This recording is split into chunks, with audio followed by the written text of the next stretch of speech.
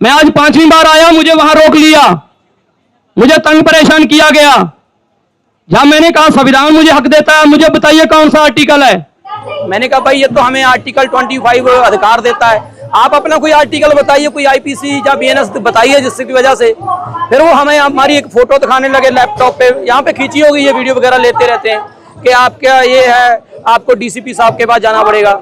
मैंने कहा भाई मैं वहीं पे बैठ गया, मैंने कहा डीसीपी हो चाहे सीपी हो, आप वो उनको बुला लीजिए, जो बात है यहीं पे हो जाएगी। सब लोग अपने घरों से आओ, खासकर 20 तारीख को हर आदमी, हर औरत, चाहे वो किसी भी धर्म का हो, अगर लोग अपनी आई पे आ गए, सब लोग जागरूक होके आ गए, तो सरकार खुद यहाँ पर चल के आएगी पूरी संसद को लेके। इथेनॉल का हो, अभी आपने सुना होगा E25 ला रहे थे, E23 ला रहे, 30 ला रहे थे, उन चीजों से भी बैकफुट पे जा रही है सरकार। मैं आपको क्या बोल रहा हूँ, जो आदमी हारने वाला होता है ना, वो कहते हैं ना, दिया जब बुझने वाला होता है ना, ज्यादा फटफटाती है उसकी लो।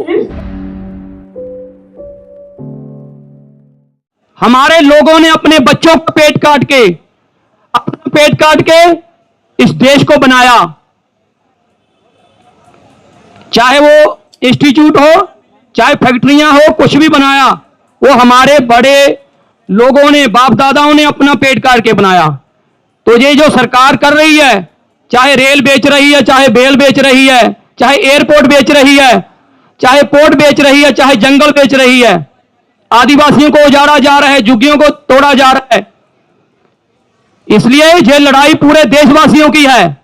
हां, मैं मानता हूं सब लोग यहां नहीं आ सकते, हर किसी की अपनी प्रॉब्लम जरूर है, लेकिन मैं आपके माध्यम से एक रिक्वेस्ट करता हूं, अगर आप यहां नहीं आ सकते तो अपनी स्टेट के गवर्नर हाउस के सामने बैठ के धरना दे सकते हैं, सीएम हाउस के सामने बैठ के धरना दे सकते हैं।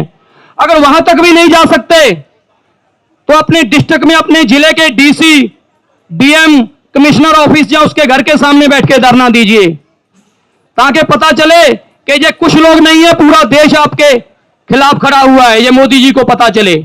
और वहां तक भी नहीं जा सकते तो अपने गांव में एक इकट्ठे होकर एक वीडियो बनाकर डालें कि अगर आप लोग ऐसा ही करेंगे, देश को बर्बाद करेंगे, हमारे ऐसे हीरो लोगों को तकलीफ देंगे, हमारे बच्चों को तकलीफ देंगे, हमारे पेपर लीक करेंगे, तो हम लोग आपके खिलाफ हैं। सिर्फ खिलाफ नहीं, हम लोग सौगंध खाते हैं कि आपके साथ की पार्टी हो, चाहे बीजेपी हो, चाहे उनके साथ एनडीए में जितनी पार्टियां, आपको कभी वोट नहीं देंगे, क्योंकि आपकी वो छोटी सी वीडियो इनके ऊपर प्रेशर डालेगी और वह इन लोगों की बात ही सुनेंगी, और उसके बाद जो भी घपलेबाज लोग हैं उनको भी लगाम लगाएगी।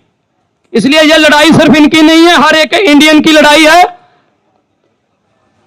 इसलिए यह मत सोचो कि कुछ लोग बैठे हैं, पूरा हिंदुस्तान आपके साथ है, हम लोग आपके साथ हैं। दूसरी बात, यहां जो आते हैं उनको तंग परेशान करती है ये पुलिस वाले, उससे ही मत डरो। मैं आज 5वीं बार आया, मुझे वहां रोक लिया, मुझे तंग परेशान किया गया। जहां मैंने कहा संविधान मुझे हक देता है, मुझे बताइए कौन सा आर्टिकल है, तो फिर मुझे बोलने लगे नहीं, आपको डीसीपी साहब के सामने चलना पड़ेगा। मैं वहीं बैठ गया, मैंने कहा डीसीपी हो, एसीपी हो, चाहे सीपी हो, आप यहां लाएं उनको, मेरी बात करवाएं, अगर मैं गलत हूं मुझे गिरफ्तार कर लें, कोई बात नहीं है। ये हमें सिर्फ डराते हैं, ये कुछ नहीं कर सकेंगे, इसलिए डरना नहीं है। कोई भी बात हो यहां पे आके बताओ, ये लोग आपका साथ देंगे, यहां पे बहुत वकील लोग हैं, वो आपका साथ देंगे। बस मैं इतनी बात फिर से कहूंगा कि ये लड़ाई सिर्फ इन लोगों की नहीं है, हम सबकी है। सब लोग अपने घरों से आओ, खासकर 20 तारीख को हर आदमी, हर औरत, चाहे वो किसी भी धर्म का हो, किसी भी जाति का हो, किसी भी भाषा के मानने वाला हो, किसी भी खित्ते का हो, साउथ, नॉर्थ, ईस्ट, कहीं का भी हो, वो सब लोग आओ।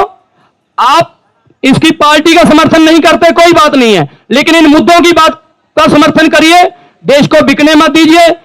अगर मेरी कोई बात किसी को बुरा लगी हो, मैं उनसे फिर भी बेनती करके हाथ जोड़ के माफी चाहूंगा, लेकिन इनका साथ दीजिए। धन्यवाद, शुक्रिया। पाजी, हमें आपकी कोई बात बुरी नहीं लगी है, और मैं सही कहता हूं, आपको सलाम करता हूं, 5 दिन से आप हमारे साथ हैं। इसमें हम पहले दिन से इनके साथ हैं, लेकिन ये अगर कहेंगे फिर हम आएंगे, क्योंकि हम नहीं चाहते कि मीडिया के थ्रू या कोई और प्रोपेगेंडे के थ्रू सरकार इनका जो आंदोलन है उसको कोई और स्वरूप दे दें या इनको किसी तरह से बदनाम करें। तो इस वजह से हम पहले देखेंगे कि हमारी जरूरत है, क्योंकि हमें नहीं लगता कि उस दिन तक हमारी जरूरत पड़ेगी। तब तक देश के जो बहुत से लोग हैं, चाहे विपक्ष में बैठे नेता लोग हैं, चाहे सामाजिक लोग हैं, चाहे आम लोग हैं, सब लोग इसमें आ जाएंगे। लेकिन भारी बैरिकेडिंग है, भारी सुरक्षा बल तैनात है, संसद तो दूर है, यहाँ से कैसे जा पाएंगे? वो जिसने नहीं जाना उसके लिए दिल्ली दूर है, जिसने जाना है, मांझी ने पत्थर तोड़कर, पहाड़ तोड़कर रास्ता बना दिया था। इसलिए ये मत सोचिए कि दूर है, कुछ भी दूर नहीं है। अगर लोग अपनी आई पे आ गए, सब लोग जागरूक होके आ गए, तो सरकार खुद यहाँ पर चल के आएगी पूरी संसद को लेके।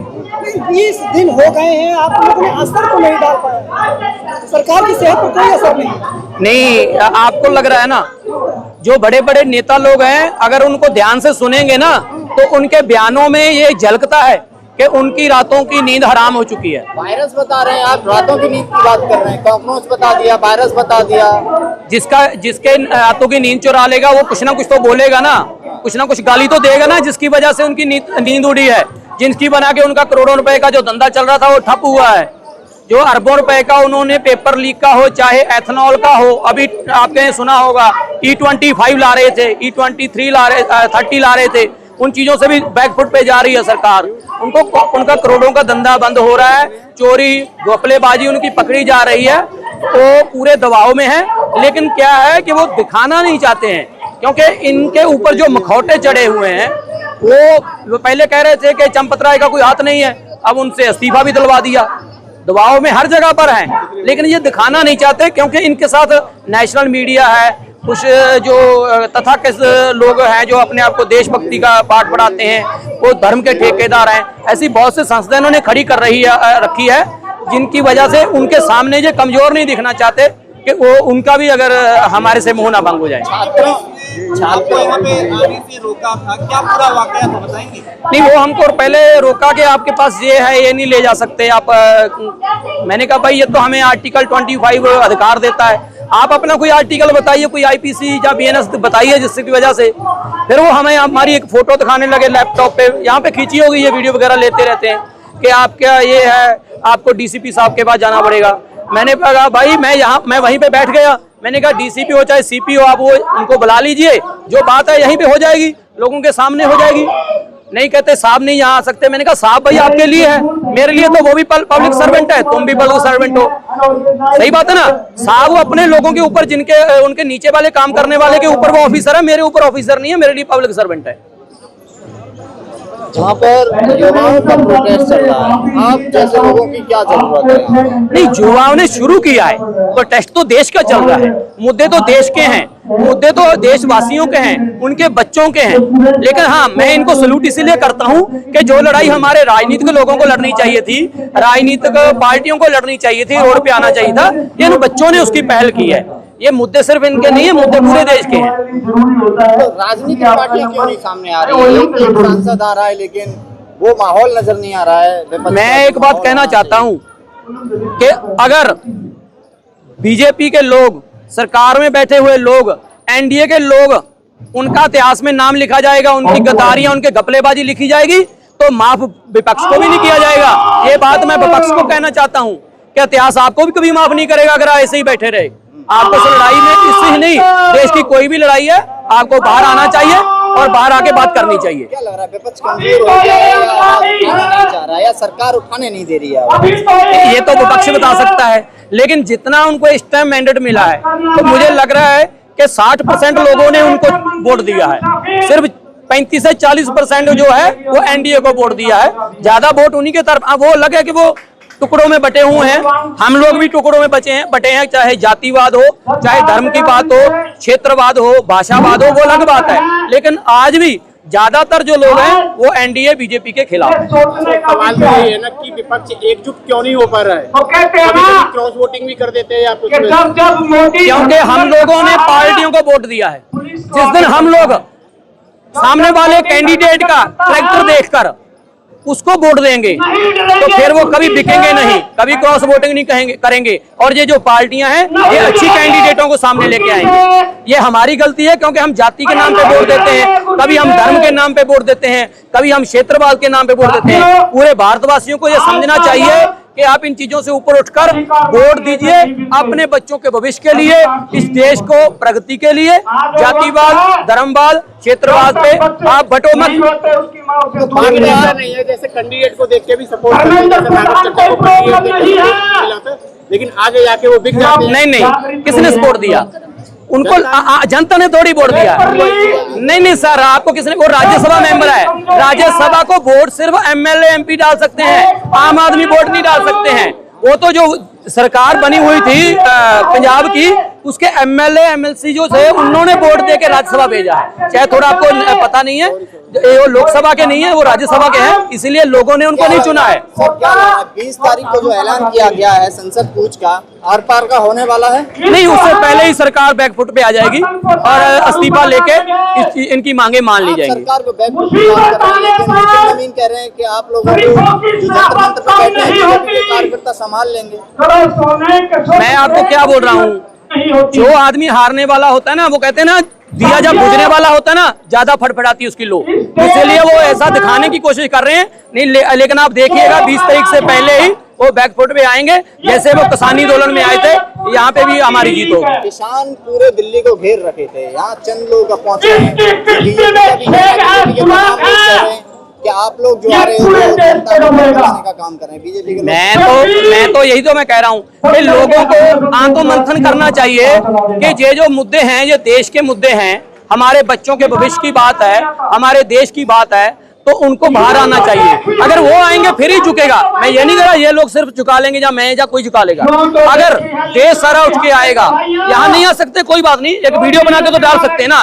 जब उनको पता चलेगा कि लोग ये शब्द लेने लगे हैं कि हम बीजेपी एनडीए को वोट नहीं देंगे, तो वो बैकफुट पे जरूर आएंगे। तो अभी सरकार प्रेशर में नहीं है, पूरे प्रेशर में है, लेकिन वो दिखाना नहीं चाहती है।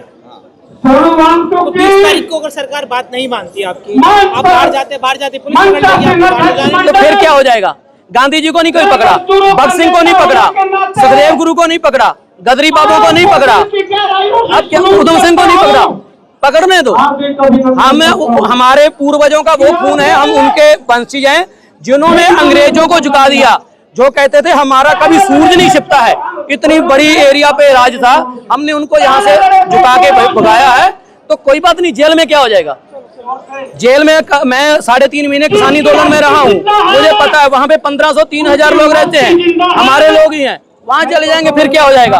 मैं तो कहता हूं कि देशवासियों को, देश की राजनीतिक पार्टियों को सिर्फ खुद ही कहना चाहिए कि हमें जेल भरो आंदोलन खुद से चालू कर देना चाहिए और रोज कम से कम 100 लोगों को गिरफ्तारी देनी चाहिए, जेलों में जाना चाहिए, ताकि इनको पता चले कि जेल से ये नहीं डरा सकेंगे। क्या लग रहा है कि जो लोग भूख हड़ताल पर बैठे हैं वो अपनी जान को जोखिम में नहीं डाल रहे?